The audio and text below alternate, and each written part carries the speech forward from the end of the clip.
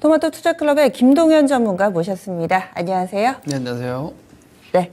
시장의 시그널이 좀 바뀐 건지 지금 2250선 그동안은 저항으로 좀 많이 보셨는데 뚫어내서 지금 2260선까지 와 있습니다. 어떤 신호들이 좀 중요할까요? 네, 일단 뭐 제 의견은 변함이 없습니다. 한 달째 지금 제가 9월 말일 이후에 계속 뭐 매수 콜 의견을 드리고 있고, 주식을 팔면 안 된다.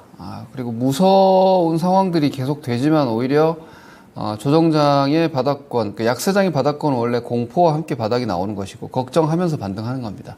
그런 상황들이 저는 당분간 좀 이어질 수 있다고 보는 입장 먼저 좀 말씀드리겠고요.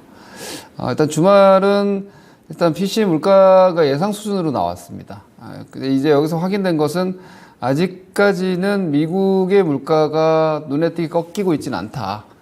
그렇기 때문에 이번 FOMC에서 주말에 뭐 확률도 조금 이제 조정이 좀 되는 모습들이 12월 0.5%로 원래 애초에 0.7, 0.7에 대한 걱정을 하다가 12월부터는 이제 0.5 자이언트 스텝이 좀 끝날 수 있겠다라는 기대감이 시장에 강하게 들어왔던 상황인데 이제 다시 한 반반 정도의 확률로 일단 보자. 이번 FOMC에서 어떤 코멘트가 나오는지를 보자라고 약간 살짝 시장은 좀 한 발 물러나는 상황인데 저는 뭐 별 문제 없다고 봅니다. 특히나 제가 보는 지표 중에서 저는 제일 긴축은 곧 끝나고 인플레이션도 곧 꺾일 것이다라고 저는 보는 가장 강력한 요인이 중국 중국 그 PPI거든요. 요즘 별 관심들이 없으신데 그렇죠. 중국 PPI가 미국의 소비자 물가지수의 수입 물가에서 영향을 끼치는 부분이 상당히 크기 때문에 아마 13%만 기억하실 겁니다. 네. 근데 지금 0.9%입니다. 이걸 다들 잘 안 챙겨보시는데 중국의 생산자 물가지수가 0.9% 상승이면 미국의 소비자 물가지수는 꺾일 수밖에 없을 겁니다. 시간차를 두고 이런 부분들을 연준에서는 인식을 분명히 하고 있을 것이고요. 이런 측면에서 그리고 최근에 뭐 일본 엔화 내지는 일본과의 관계라든지 이런 부분들이 영국, 일본의 문제가 미국채와 이어질 수 있는 링크되어 있는 부분이거든요. 늘 말씀드리지만 대마불사 즉 일본이 미국 국채를 제일 많이 가지고 있고 그다음 중국이고 그다음 영국이거든요. 이런 일본과 영국에서 문제가 9월 말에 오픈이 됐고 10월에도 저는 일본이 더 강하게 150엔 이상에서 엔화에 대한 조치가 나온 게 어떻게 보면 조금 위협인 것 같아요. 니네 그만해라 이제. 이러면 우리 미국 국채 팔아야 된다. 왜냐하면 일본 엔화를 계속해서 관리를 하기 위해서는 미국 국채 팔아야 되거든요. 외환이 거기서 나올 수밖에 없기 때문에 이렇게 되면 이제 여러모로 이번 1년 동안 시장을 가장 강하게 눌렀던 게 긴축인데 이건 완화가 될 수밖에 없지 않나라고 보고 있고요. 그리고 우리나라에서도 이제 PF 문제 같은 것들이 오히려 오픈이 돼버리면서 이러면 일반 개인 투자자는 주식 못 삽니다. 제가 좀 뭐 말씀이 드리는 내용이 좀 이상하게 들리실지 모르겠지만 그래서 저점이 나오고 있다. 저는 오히려 그렇게 봅니다. 개인 투자자들이 괜찮다고 생각을 하면은 주식에 저점 쉽게 나오지 못하지만 이런 식의 뉴스들이 전면에 오픈이 되면 사실상 초보 투자자들은 주식을 사기 꺼려지게 되고요. 시장 밖에서 살려고 기다렸던 분들이 좀 더 봐야 되나? 이렇게 생각을 하게 되거든요. 이럴 때 보통 이제 플레이어들이 매수를 하기 때문에 저는 지금은 좀 변동성을 이겨내셔야 되고 우려를 좀 이겨내면서 싸워야 되는 구간이라고 보는 입장이라서 이번 주 사실 FOMC 다들 많은 긴장을 하고 보시겠지만 저는 뭐 어차피 이번 회의 75BP는 거의 100%를 보고 있고 문제는 이제 12월부터인데 어떤 식으로든지 코멘트 조절은 저는 분명히 된다고 보고 있습니다. 그러니까 이번에 파월이 막 강하게 이렇게 또 지난번 잭슨 홀 미팅처럼 긴축 막 매파적으로 나오지는 않을 걸로 예상하기 때문에 이번 주간 스탠스가 다시 또 하방으로 강하게 잡히지는 않지 않겠나. 어쨌거나 우리 주식 투자자는 한쪽 방향에 서야 됩니다. 뭐 이렇게 되면 이렇게 하고 저렇게 되면 저렇게 하고는 사실 좋아지면 산다, 나빠지면 판다는 힘들죠. 이 구간에서는. 좋아지면은 뭐 2,400대 가버릴 것이고 그럼 여러분들이 조정시 매수 그런 조정은 안 나오거든요. 그래서 지금은 오히려 지금 사야지 맞는 구간이라고 저는 여전히 보는 입장이기 때문에 뭐 중요한 일정들 많이 있지만 FOMC 오히려 좀 자신감 있게 가자는 의견이고 그리고 다음 주 바로 미국 중간 선거죠. 그리고 이제 11월 중순에 G20 정상회담이 있습니다.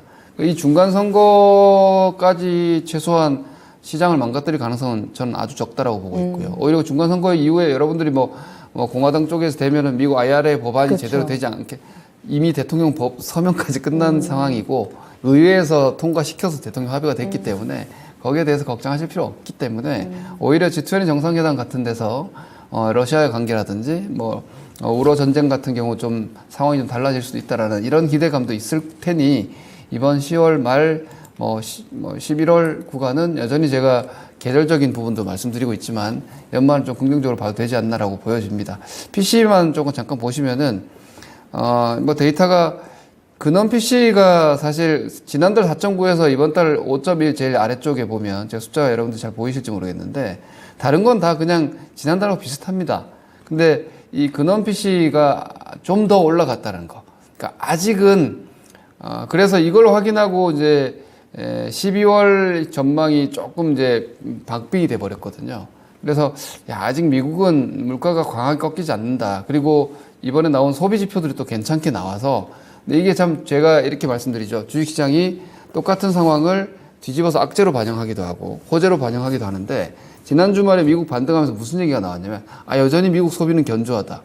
인플레이션이랑 싸우는 건 꺾여야 되는 거 아닌가? 네. 그런 생각이 들지 않습니까? 맞아요. 같은 내용을 지난주 혹은 지난달에는 악재로 반영했는데 이번 PC 내용 보면서는 소비가 여전히 미국 경기를 버텨주네. 이러면 인플레 압력 강화로 떨어져야 되는데 지금 시장은 호재를 갈망한다는 거죠. 그러면 헷갈려요. 코에 걸면 코걸이, 귀에 걸면 귀걸이가 그렇죠. 돼버리니까. 주식이 그래서 경제학자적 관점에서 보면 틀리기 쉽다는 게 시장 논리가 있는 거예요. 지금 시장은 제가 볼 땐 그렇습니다. 악재를 좀 이겨내고 있고 호재를 갈망하는 상황이 당분간은 좀 이어지지 않을까. 그리고 경기는 안 좋습니다. 내년 전망도 아주 안 좋고요. 그렇지만 저는 반등은 예상하고 있고 왜냐 1년 동안 시장을 눌렀던 건 경기 우려도 후반에 나왔지만 결국 긴축이거든요. 이 긴축 강도가 완화가 된다면 경기에 대한 걱정도 좀 줄어들 수 있고 물론 이걸 내년 상반기에 유지하면은 문제는 생길 거예요. 그것은 이제 제가 늘 말씀드린 내년에 걱정할 문제. 지금 연말과 오히려 1월 효과 같은 것까지도 한번 기대를 해볼 수 있지 않나라고 저는 보기 때문에 여기서는 좀 사이즈 있는 반등을 기대하는 포지션이 맞고 대부분 물려 계실 테니까 팔고 싶더라도 여태 버텨서 지금 파시기보다 오히려 연말 연초까지 좀 더 끌고 갔다가 리스크 관리를 거기서 하신다든지 이런 전략으로 가시는 게 전 맞다고 보기 때문에 일단 이번 주 FOMC 지나서 미국 채금리가 4%가 이탈이 되면 좀 더 눈에 띄는 저는 반등이 나올 거라고 예상을 하고 있습니다. 그래서 10년물 국채금리가 지금 4% 선에서 4.4까지 갔다가 지금 살짝 꺾여 있는데 제가 그림을 이렇게 보여드리면 한 3.5% 정도까지는 사실상 채권금리의 상승 추세입니다. 근데 가파르게 지난 8월부터 올라왔던 것은 꺾이는 것이고 이건 이제 급락세가 진정이 되고 채권 쪽에서 안정 찾으면은 자산 배분 전략을 가져가는 큰 돈들은 주식도 사거든요. 왜냐하면 채권 금리가 꺾인다는 건 채권 가격이 올라가면 배분 전략을 가져가는 연기금 같은 경우는 채권 수익률이 올라가면 그거 팔아서 주식도 사거든요. 그러니까 밸런스를 계속 유지하니까 이런 측면에서 보면 1년 동안 시장을 괴롭혔던 건 금리 채권 쪽이 먼저 안정이 된다. 그러면 주식시장은 오히려 후행적으로 더 강할 수 있다. 지금 반등 끝나는 것이 아니라 이 관점으로 저는 보시는 게 좀 접근하셔도 되지 않나 이렇게 보고 있습니다. 네. 그 밖에도 좀 볼만한 내용들, 그동안은 위험 신호로 하이힐드 쪽이라든지 네네. 아니면 가상화폐 쪽 많이 봐주셨잖아요. 네. 이쪽 어떤가요? 문제 없습니다. 제가 계속 지난 9월 말부터 오히려 10월 초부터 주식을 사야 된다. 왜냐면 제가 LDI 영국 사태가 터지는 걸 보고 오히려 많은 분들이 더 겁먹은 분들이 많은 것 같은데 거기에다 우리나라까지 BF 터지고 그래서 이런 것들이 노출이 됨으로 해서 오히려 문제 터지지 않는다고 보는 쪽이거든요. 이게 하이힐드 쪽 문제나 이머지 쪽의 문제였다면 터트리고 갔을 수도 있어요. 그런데 이렇게 일본 영국 거기다 우리나라 같은 경우에도 롯데건설이나 이런 대형사들 얘기가 나왔기 때문에 네. 이거는 어쨌거나 정책으로 다 붙잡고 간다. 그리고 그렇게 되면은 오히려 취약한 쪽이 어떤지를 같이 살피면 되는 건데 제가 주식을 볼 때도 1등주 보고 꼴등주 보고 이렇게 보거든요. 그게 약간 바벨 전략하고는 다르게 시장의 가장 강한 쪽의 투심과 가장 약한 쪽의 투심을 같이 보면 대략적으로 시장의 전반적인 상황이 잡히기 마련인데 그런 우량채 같은 경우에는 문제가 생기는 걸 빠르게 봉합하려는 의지가 분명히 나오고 있고 그러면 취약한 쪽이 그와 연동해서 더 강하게 문제가 되고 있느냐를 따지면 되는데 미국 하이힐드 스프레드가 5% 이하입니다. 이것은 기준금리가 올라가고 있기 때문에 어느 정도의 전반적인 금리는 다 올라가겠지만 위험 프리미엄이 더 강하게 치솟는 건 아니라는 거죠. 뭔가 문제가 지금 많다, 위험이 온다 이런 걱정들을 해서 위축돼 있지만 실질적인 데이터상으로의 눈에 보이는 위험은 지금 없다는 것이고, 그리고 크립토 시장 같은 경우에도 지금 비트코인도 2만 불대에서 안정을 계속 보여주고 있습니다. 그리고 아마 달러가 꺾이면 이쪽도 반등을 할 거예요. 달러가 꺾이게 되면 당연히 크립토 시장도 반등을 할 수밖에 없기 때문에 이렇게 되면 이제 리스크 온이 되는 겁니다. 시장은 위험에 대한 오히려 회피 심리가 아니라 위험 선호 심리가 생기기 때문에 이 양상이 연말에 좀 더 진행될 가능성이 저는 오히려 높지 않나. 이번 FOMC를 변곡으로 보는데 그거 다 확인하면 좀 높게 사야 되지 않을까라는 생각이고요. 저는 말씀드렸다시피 10월 계속 오히려 바닥권 매수 의견을 드리고 있고 지금도 섣불리 팔지 말라는 의견을 계속해서 좀 유지를 하겠고, 다만 이제 금주 전략과 연동해서 오늘을 말씀드리면 코스피 종합지수가 지금 보시면은 이제 최하단이 이제 2134포인트가 추세 채널 하단을 지금 찍은 상황이고요. 제가 수평선으로 이렇게 빨간색 선들을 이렇게 몇 개 그어놨는데요. 저 고점 대비해서 중턱에 있는 그 자리가 50% 반등, 61.8% 반등인데, 38.2% 반등인데, 2600, 700 이렇게 나옵니다. 그러니까 저기가 저는 이번 마디의 최종적인 목표가 될 수 있지 않나라고 보고 있고요. 하지만 1차적으로는 그 하락 추세 저항이 한 2400 정도에 있습니다.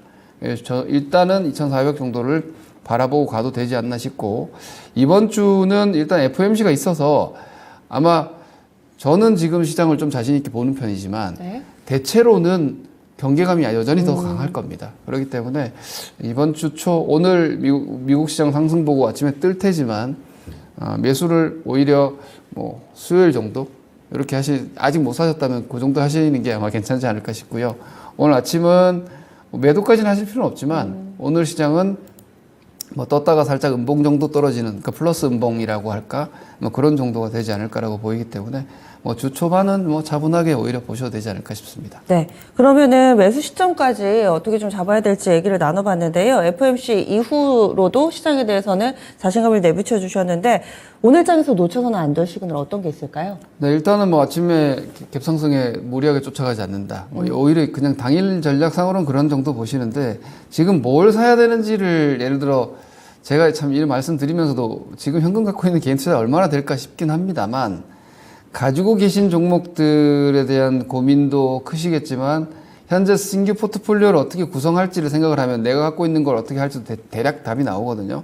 제가 이번 10월 달에 계속해서 같이 사자 이렇게 말씀드렸을 거예요. 주도주군, 2차전지 필두로 해서 뭐 친환경 에너지, 방산 이런 이익 성장이 당분간은 유효할 종목군들도 지금은 가지고 있어야 됩니다. 반드시. 왜냐하면 경기가 안 좋으니까 좋은 산업들이 특화되어 있기 때문에 그쪽도 가져가셔야 되지만, 예를 들어서 이번 주 지나서 말씀드렸던 금리가 4%대에서 꺾여서 시장 전반이 반등을 하면 당연히 낙폭주들이 같이 올라올 겁니다. 지금 한 80% 이상은 낙폭 과대주니까 그런 종목들도 대신 이제 낙폭 과대주에 대해서는 중기적 반등이다 이렇게 생각을 하셔야 되겠고, 저도 뭐 낙폭 과대주를 여기서 롱텀으로 그냥 가야 된다고 보지는 않습니다. 저는 기본적으로 내년 상반기에 한 번에 이긴 더 올 수 있다라고 보는 쪽이니까 그렇기 때문에 기본적으로는 중기 반등 전략이다라고 생각을 하시면, 그러니까 약세장에도 주도주는 있습니다. 그래서 네. 강한 종목은 계속 기본적으로 늘 하시되 한 밸런스를 저는 낙폭과대 중심을 게임주로 우선 잡고 있고요. 네. 왜냐하면 현금 흐름 좋고 경기 안 타니까. 그다음 이제 반도체 쪽은 바닥 나왔다고 봅니다. 그런 점을 감안하면 반도체 게임주 위주의 낙폭주, 그리고 플랫폼 관련 쪽도 뭐 거의 바닥 나온 것 같으니까 이런 쪽 섞으시면 될 것 같습니다. 예, 알겠습니다. 오늘 말씀 고맙습니다. 네, 고맙습니다.